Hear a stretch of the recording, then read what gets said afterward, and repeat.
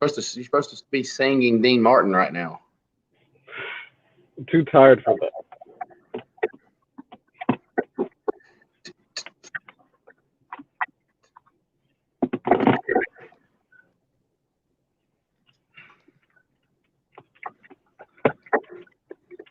What is going on, everybody? Welcome into another episode of NASCAR by the Numbers.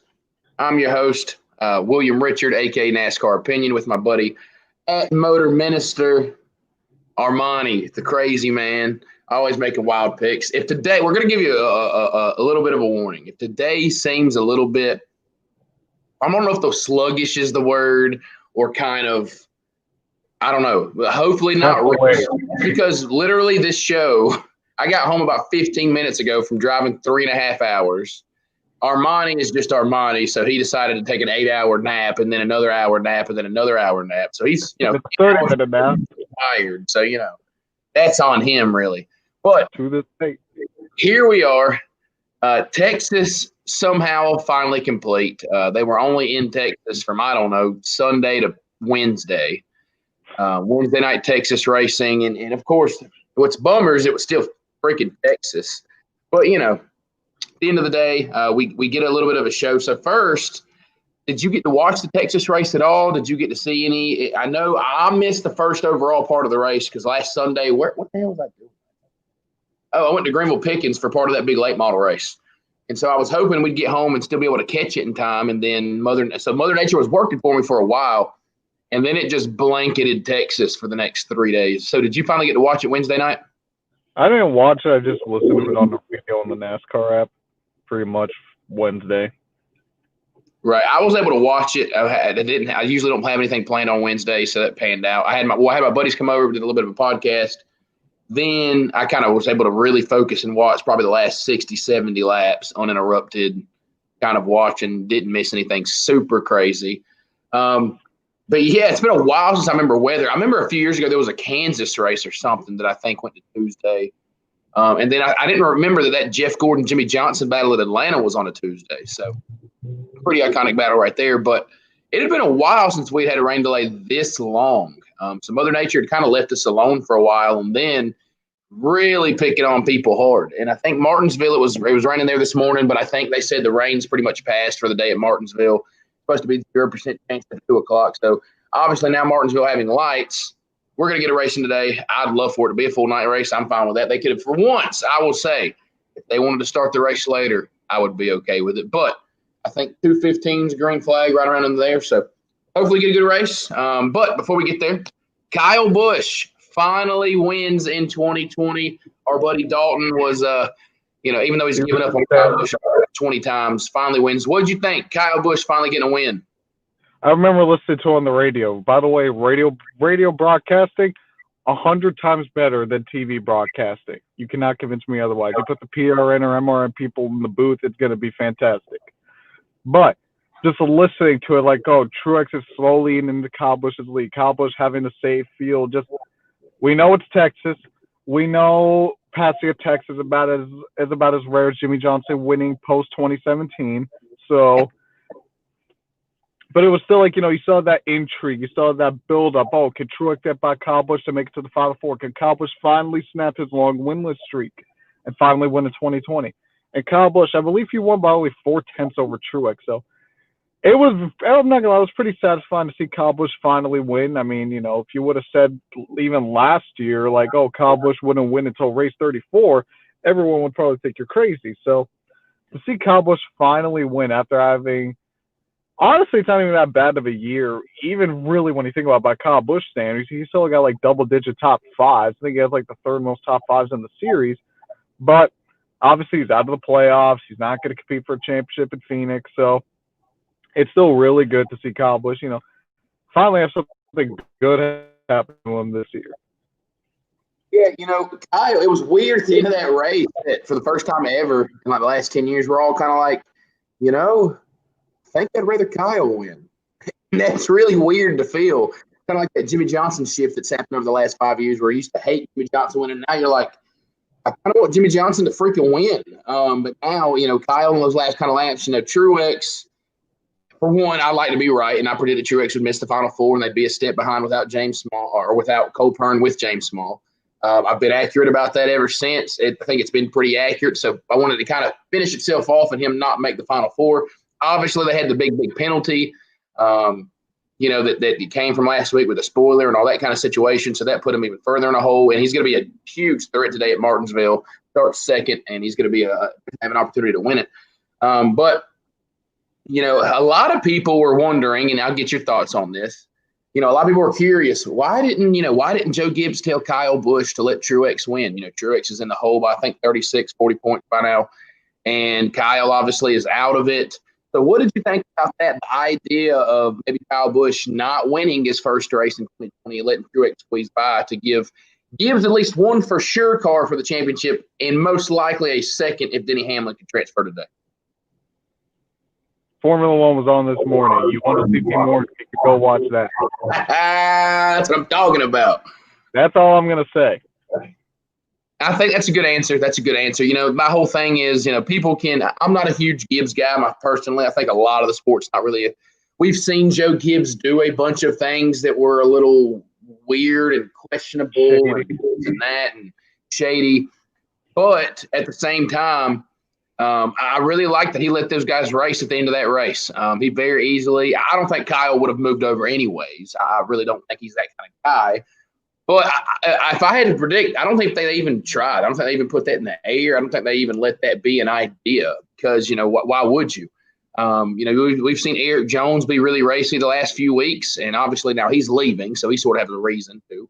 But really happy that Joe Gibbs let them race and let them be themselves and go out. And if Martin wants to do it, Martin's got to go earn it. So I thought that was pretty cool to see. And just back to the Kyle thing, was really cool to see Kyle get that win and keep that streak alive. I actually love that paint scheme. I don't know if people really talked about it, but I absolutely love the Halloween Skittles paint scheme. I thought it was pretty badass. But and it was weird to see Kyle in a good mood. Like, he seemed to be a nice guy. He was just nice and calm and forgot his bow. I mean, he was just like a normal dude. And it's crazy to see that. And obviously, we have another year of this package, so it'll be interesting to see if he still struggles moving forward with that package. But Kyle Busch gets back to victory lane. Big deal. And probably, I'm not going to say it made Texas worth it, but it's better than we would have waited 3 days for just a regular Harvick or Hamlin or somebody to win. At least we did.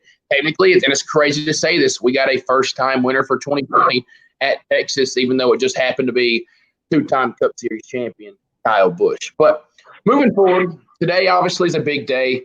The second to last race of the season. It's crazy to think we're crowning a champion in just 7 days. Literally tweeted that out after I said that to you. I said, bro, we're crowning a Cup Series champion in 7 days. And as crazy as the season's been from the pandemic, coming back and midweek races and rain and this and that, here we are. We're headed to the desert next week in Phoenix. I swear to God, if we get freaking rain then.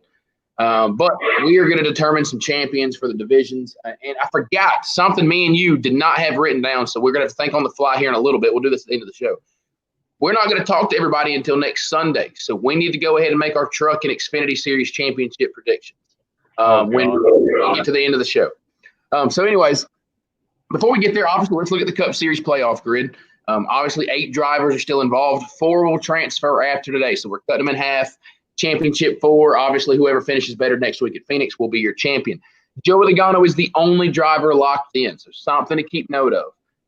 There's 1 driver locked in. There's really only 2 drivers that can really breathe easy. As much as I do think the 3rd and 4th place driver will probably be okay. We saw yesterday in the Xfinity Series, if a guy can earn 15, 20 stage points, maybe one of those other guys has an issue early, has an issue at some point in the race, their seasons can be ended and it can be close. So Joey Logano locked in via his win a couple of weeks ago. Obviously, Kyle Busch, a non-playoff driver, nobody locked in at Texas. That puts Kevin Harvick, I believe, if I have the number right, he's 41 points above the cut line. He's the second driver I feel pretty good about. I mean, Harvick would have to have devastation, and it would have to come early in the race. And even still, if the certain guys in certain positions don't score enough stage points, they still would not necessarily be able to catch Harvick through just that. I mean, it could happen very easily. I mean, Harvick just probably needs to finish top 30, and he'll be okay. But they do have to make sure they don't make any boneheaded mistakes. Denny Hamlin, I believe I have him at plus 27. So Denny is that first guy. You can almost feel it that something's going to happen to Denny to keep him from this first championship. And, you could just kind of envision it, a place that he's usually pretty good at. You would think he's kind of been locked in and everything's calm. And then all of a sudden, boom, something happens and Denny Hamlin doesn't get to race for a title. Hope that doesn't happen for him for how good of a year he's had. But, Denny Hamlin has an issue in the first half of this race, or somebody like a Chase Elliott can go out and score 15 stage points. Now he's only in by 10 or 12 points, and that's something you've got to keep track of. Moving forward, Brad Keselowski, a big favorite for today, starting on the pole. And his average finish here over the last few years has been phenomenal. 25 points above the cut. So, again, Hamlin and Keselowski are pretty calm or relaxed, but you can't be too calm and you can't have a big mistake cause you something. Then, obviously, you have all your guys that are in must-win situations. In my sense, you're not technically in a must-win, but I'm not going to feel real confident about your shot unless you're leading late in the race. And that's Alex Bowman, Chase Elliott, both 25 points out. Martin Truex Jr., he is pretty much in a must-win, 36 points out. And then Kurt Busch obviously was going to have to go balls for the wall, 81 points out. It's crazy to think that Kurt Busch could still somehow make the championship four. He's pretty much been non-existent the last 2 weeks, but 81 points out for him. So, Armani, I'll ask you one question that we didn't really prepare for, but, me and you usually are pretty good at thinking about this. So, obviously, right now on the inside, you got Logano, Harvick, Hamlin, and Keselowski. Outside, Bowman, Elliott, Truex, and Kurt Busch. If you had to pick one driver that you think would most likely fall out and one driver to replace that driver and jump in, who are you taking? I'm going to go with Hamlin because it's Denny Hamlin. It's the same story, same old, he kind of falls under championship pressure. Last year, he kind of rewrit that when he won at Phoenix, being -20 going into Phoenix. So it'll be interesting to see if that carries over to this week if he's not going to, let that bother him. If he's actually, because Hamlin's been pretty mediocre in the playoffs. He's only got 3 top 10s in the 8 races that we ran. So it's going to be interesting to see if Hamlin can, shed that championship choke, persona, I guess he has. I will say this. Don't be 100% surprised if Kevin Harvick ends up on the bubble. Let me explain why. Let's say you got a Chase Elliott or an Alex Bowman, or if something crazy happens to Kurt Busch up front. Harvick isn't really the best at Martinsville. It's not one of his better tracks. He finished I believe, 15th or 16th when we got here earlier. So if one of those guys on the bottom goes to the top, Harvick could very easily be on that cut line. You hit on something that I hadn't even thought of. And so you just made this race even more intriguing for me, and I'm a guy that's already excited about it. I didn't even think about that. If you have a guy like a Chase, a Bowman or something, and you're right, Harvick actually, out of the 8 drivers that are in the playoff right now, Harvick is probably rated 7th or 8th at Martinsville. He is not known for running at Martinsville. Occasionally he has a good run. I don't know if Harvick's ever won at Martinsville, to be honest with you. He is just not really – he's good at Bristol, but he is not a Martinsville kind of guy. You hit the nail on the head. I didn't even really think about that. But if you have a guy like Chase Elliott, Alex Bowman, Martin Truex, really I think the two really to watch, which I'll hold off on that because I don't want to give up too much. If you have one of those guys leading late and looking – you're right. I mean, if Harvick doesn't score stage points, which he probably will because Harvick is going to start in the top 5, I'm fairly certain. The worst case top 8. So he's going to be around unless he just falls off early. You could be right, though. If one of those guys gains 6, 7 points on Kevin Harvick in the stages and a guy like a Chase Elliott, a Kurt Busch, or somebody's leading late, it could get tight. And Harvick, you're right. Is not known for that. But I'll let you finish what you were saying. But I was just really happy with that point you just made. I'll say another thing, too. Let's say Harvick does run top 5 or something. And, again, someone on the bottom goes to the top. Then the battle's going to focus on Hamlin and Keselowski because they're only separated by 2 points. Yep, and that's something that I think – would that not be something, a situation? And that's the kind of situation I'm hoping for. I'll be honest. If I could say what I'm hoping for, I'm hoping for all-out madness. Obviously, I have a guy that I'm a fan favorite of is in Chase Elliott. I hope that he's making racket. I really – all I can hope for is that he has a shot with 50 to go. And, at least make it entertaining for me. One of these guys on the outside end, please just let me think there's a chance you're going into turn 1 3 wide. Let me think there's a chance you're going to bump somebody. Make this race interesting. And nothing may happen. In all likelihood, a lot probably won't happen. But let the entertainment factor be there. And you're killing that right there. I mean, that is something that gets really interesting because then the moment comes – is that Hamlin and Keselowski and Gibbs and Penske have no reason to give each other any kind of break. So that could be a real interesting situation there at the end of the race. And so you knocking it out the park, son. So who do you think is most likely to be able to jump in? Most likely, I'm going to go March. I mean, the easiest pick is Martin Truex Jr. I mean, he's won the last 2 Martinsville races, finished second a couple times, I believe, also. So, obviously, 2018, 29, all that stuff. So, Truex is the most likely to get in. But when we go to picks, it's going to be a different story. Right. So, to kind of give my picks, I know I interrupted you about a million times there, but you just given us such good freaking content. The way I look at it is I agree with you on the Hamlin thing. I think he could be the most likely one to go out. But I will at least give a reason to think that Keselowski can. Keselowski a lot of times has struggled in this round. Has not happened this year. But Keselowski is always that guy that it seems like when the lights are on, all the stages are here, everything is on you. We have seen that team in those situations blow margins like this. They'll have a flat tire. They'll get turned. They'll do this. The brakes will fail. Something happens. A lot of times outside of Brad's control, but something happens. And so I will at least give a case that Brad could have something like that happen. I think both drivers are kind of in that category of like, are they both good enough and they'll both most likely make it? Yes. But I don't ever put it past the 11 team or the 2 team to nonchalantly have no problems. I mean, those are the same teams that on lap 3, they could have a flat tire or they could have no problems all day long. So I like your pick there. Most likely to get in, I think you got to go with Martin Truex Jr. I think the second on that list would be Chase Elliott. We've seen Chase Elliott have some good runs at Martinsville. I don't know if he'd be aggressive enough to at the end to do what he needs to do. I think Chase has gotten more aggressive, but if it comes down to, what if the Holy Grail here, just imagine this situation. Denny Hamlin's leading the race. Chase Elliott sits second. We're with under 10 laps to go. If Denny doesn't win it, he's probably going to get outpointed by Keselowski. Obviously, if Chase wins, he's in.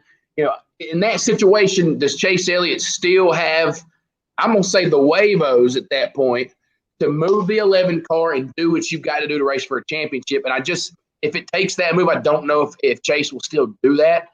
I also don't know if Martin Truex will do that. But I agree with you. I think Truex is most likely to make it in.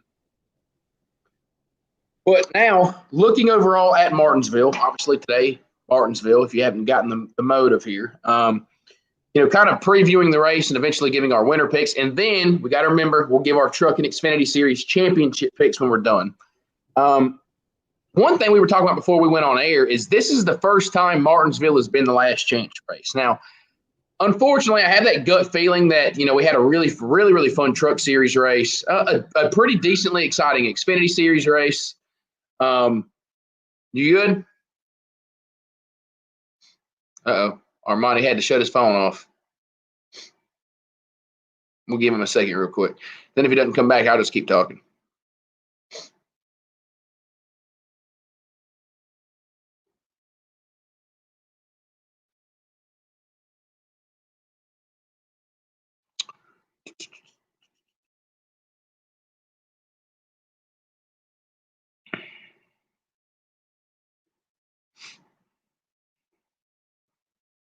We'll give Armani another second to see if he's all right.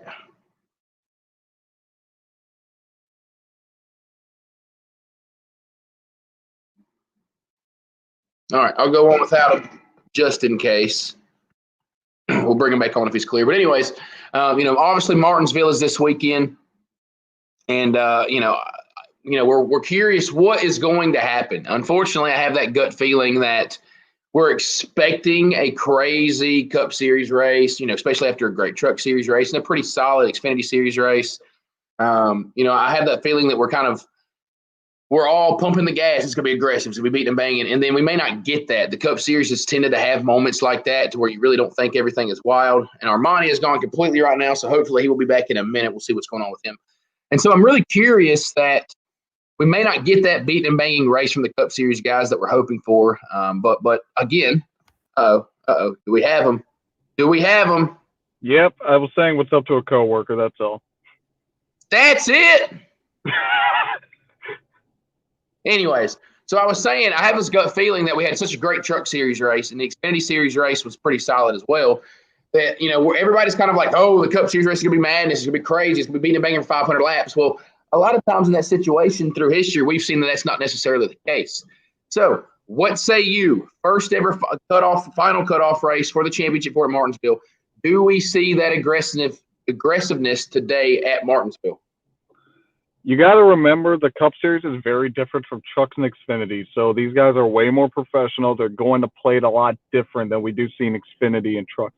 However, it's really going to depend on who's up front and the storylines that come behind it. Like, say, for example, if it's a Hamlin or a Keselowski or Hamlin and Logano, let's say, for example, it's Logano versus anybody, then no one's going to cut Logano any slack.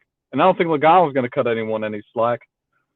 Or if it's like a Mark Truex Jr. in second and a Logano in first, is Truex, because Truex is really an aggressive guy, or Chase Elliott or Denny Hamlin. So you are going to see aggression, but you're not going to see it until like later on into the race. That's usually how these Cup races play out. Yeah, for sure. I think you're going to see a really calm first 200, 300 laps, and then that's when everybody's really going to start setting themselves up to where they need to be at. Because really in that last 100 laps, if you're not in the top 7 or 8, you really don't have a shot unless you're going to pull some kind of strategy. I'm really hoping for some drama. As much as I hated Chase Elliott getting punted by Denny Hamlin a few years ago, I mean, that race is a race that I always go back to, and you think, can we have this drama? Kansas, Logano with Gordon winning. Can we have this drama? Hey, maybe Jimmy Johnson somehow follows in his predecessor's footsteps and wins his final race at Martinsville. You never know. But I know Armani would quit his job at that point and just go home and celebrate. But, you never know. I really hope for the fans, especially the last 2 days, we've had some really solid racing at Martinsville. I really, really hope we get an exciting Cup Series race.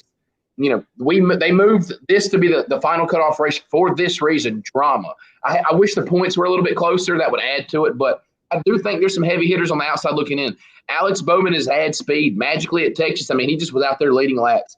Chase Elliott is a guy we've seen have success. We know he's fast. He can win anywhere. Martin Truex Jr., you both agree, is probably the biggest heavy hitter on the outside looking in. He's starting second on the day. Martin Truex Jr. can win this race. And then you got Kurt Busch. I don't really see it happening, but Kurt Busch, I think, has to go into this mentality of just, I'm doing everything opposite of what everybody's doing. I'm hitting everybody and their grandmother. I might slap a couple of fans in the grandstand. Whatever I've got to do to make it. If you've got to pull a Ryan Newman a couple of years ago and you just got to move somebody out of the way to make it, I think Kurt Busch is going to do it. So we'll see. He can definitely make it interesting. I really just hope we get that drama. So with that said, time to pick a race winner. Armani, go ahead, take it away. Who will get the clock? Who's going to do it? Will we have a shocking winner? Will we have someone that's already in? Lay it out for me. Who's winning after 500 laps at Martinsville? The final 4 going into the race, it will not be the same final 4 coming out of it. I said I got a little bit of a wild card. The driver with the third best average finish in the playoffs, Alex Bowman, will win at Martinsville and lock himself into the final 4. Let me check something real quick. Let me check something while you're at this. That man is on a hot streak right now. What a terrible pick. Oh, yeah, you'll probably pick someone boring and pick Truex. Just so everybody knows, let's read off his last 4 finishes at Martinsville. 17th, 14th, 30th, and 6th. But, hey, that's a ballsy pick. We'll take it. You want to know who's really going to win this race? I'll tell you who's going to really win this race. Oh, yeah, unfortunately, we are going to enter and exit with the same 4. Brad Keselowski, your pole sitter, the dude that led 400 and some odd laps here, is going to win the race. My backup pick is Martin Truex Jr. Someone from the front row is most likely going to win that race. Now, again, I'm hoping that I am 100% completely wrong. I really also hope Armani's wrong because I don't want to have to deal with the tweets all season. I need Bowman. Championship 4s the Chase has. Bowman, here's what you need to do. You need to lead all 500 laps. You need to just wreck everyone, even wreck your teammate if you have to, because that will be the most glorious sight to see on Twitter. Dude, I'm gonna get. Oh God, that's why I can't have that happen, because that's all I'm gonna hear all week. He made more championship 4s than Chase. He's a better driver than Chase. Yeah, he's got half the top 5s, half the top 10s, a third of the wins, but he's a better driver because he made the championship 4. Please, Bowman, please win for this. God, please don't. Anyways, so that's it. You've got Alex Bowman. I've got Brad as I like to say, Brad Keselowski. So now let's get into a fun part we didn't originally have planned. Xfinity and Truck Series Championship prediction. So in case you don't, I'm trying to remember. So Championship 4 for trucks, I believe, is Brett Moffitt, Zane Smith, Grant Enfinger, Sheldon Creed. And Sheldon Creed. Yep. So Creed, let me write these down. Creed, Enfinger, Smith, and I literally just freaking said it. Moffitt, Creed, Smith, Enfinger. So to give a little bit of preview for each, and then we won't take this too long. Moffitt, obviously, here's one thing I do want to say. I feel like all 4 of these guys are really good dudes. I feel like, as much as every driver has their own fans, you always have that feeling like sometimes you have the bad guys, the Kyle Busch, the Denny Hamlin, then you have the good guys, the Jimmy Johnson or whoever makes it. And, the fans are always leaned towards somebody. I feel like all 4 of these dudes are really cool cats. Everybody likes Brett Moffitt. He's been grinding for the last decade in NASCAR, really kind of creating a lane for himself. I don't know how he's not an Xfinity Series ride, or at least a full-time Xfinity Series ride, maybe next year, who knows. Sheldon Creed, really cool up-and-comer. I think people are really still indifferent on Creed, but I think for the most part, people seem to like him. Zane Smith is a guy that I think really has a chance to be really, really impressive down the road. He was with Junior Motorsports a little bit part-time last year, and now we saw him in the truck. I just think he's done a great job in his year there. And then I said, if Grant Enfinger was 10 years younger, he'd be one of the hottest commodities in the sport. Dude is a great race car driver, seems to be a really, really good guy. So I'll ask you 2 questions because I always have 2 answers for this as well. Who do you think is going to win, and who do you want to win? What say you? I think Brett Moffitt's going to win it. I think he's going to have the best shot to win at Phoenix out of all 4 of them, and I want Brett Moffitt to win. There you go. Mine is me and you have the same pick in regards to who I think is going to win. I think Brett Moffitt is, just going in. Enfinger, he almost seems like the Justin Allgaier of the Truck Series. Like he just can't get it done that one single race. And so I think that could be a bit of an issue.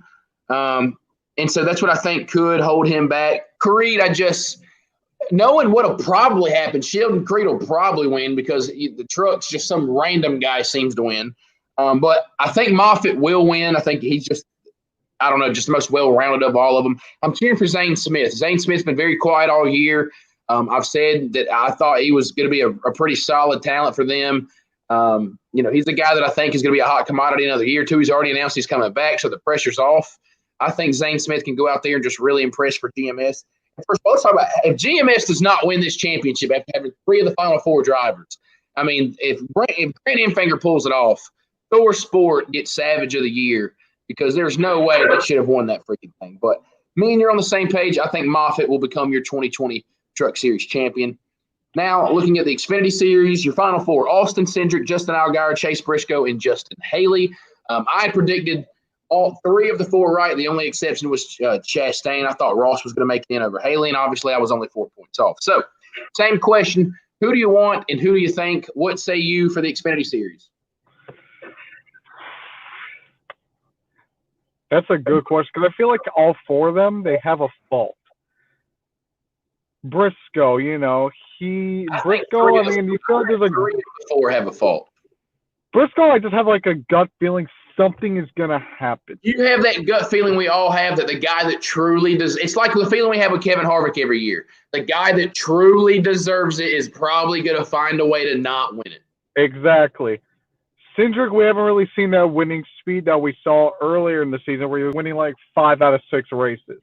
Allgaier is Allgaier. And Haley, we've never really – 2.0.